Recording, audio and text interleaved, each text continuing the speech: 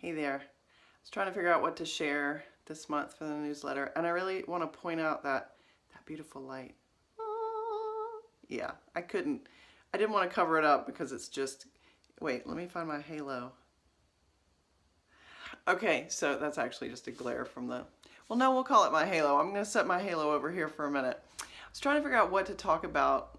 I like to share videos in the newsletter that are timely with what I'm experiencing and what people that I'm sitting with are experiencing. And so I don't videotape these months in advance because that wouldn't feel authentic to me. And I'm going to share a little bit about attitude. When I was growing up, I was told I had an attitude. You have an attitude. You have an attitude problem. Imagine that.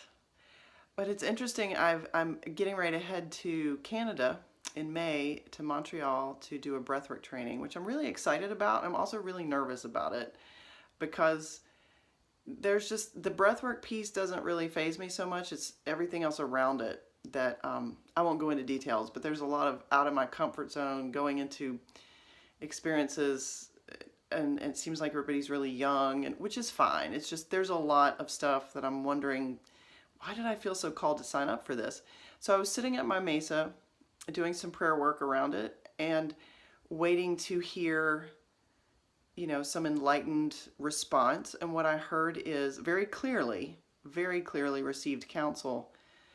Your experience will be determined by your attitude. And I was like, you sound like my mom, speaking to spirit. I'm like, I don't want to talk about my attitude. Tell me what a great spiritual reason for me to be there is, or just, I was totally not expecting that response. And it also really resonated with me. I was quite convicted when I heard that and realized that's totally true. My experience will completely be determined by my attitude. And I do spend a lot of time in ceremony and sacred space with teachers and with clients and with students and doing work like this. So that part is, I'm okay with that triggering me and bringing things up. The piece that I really get to sit with is my attitude, because if I show up with a certain kind of attitude, I will very much have that certain kind of experience, and that can feel positive or negative depending on me.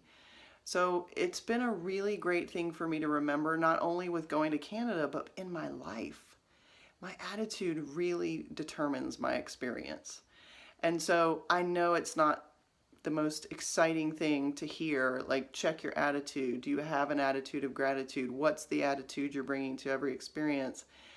And I'll tell you, there's just not enough shamanic mojo in the world to clear out what happens when we bring a negative, defeating, really small attitude to an experience and then expect it to be really great. That just doesn't usually flow.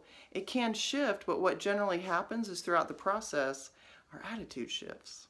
So I am sitting with how my attitude determines my experience and how I choose to show up and be open to experiences, and really checking myself. Am I staying open to these experiences, and am I responding or being reactive? And just really checking my attitude. Am I in an attitude of gratitude? Am I in an attitude of expecting the most amazing outcome? Yes, I am. So that's my share for this month, and I'll let you all know how it goes when I get back. I'll be back June 6th from Canada, so I won't have a chance necessarily. Well, maybe I will. Maybe I can make a video in Canada and put it in next month's newsletter. That would be fun, all the way from Montreal. So have a beautiful month. Thank you so much for signing up for this newsletter, and I'll talk to you soon.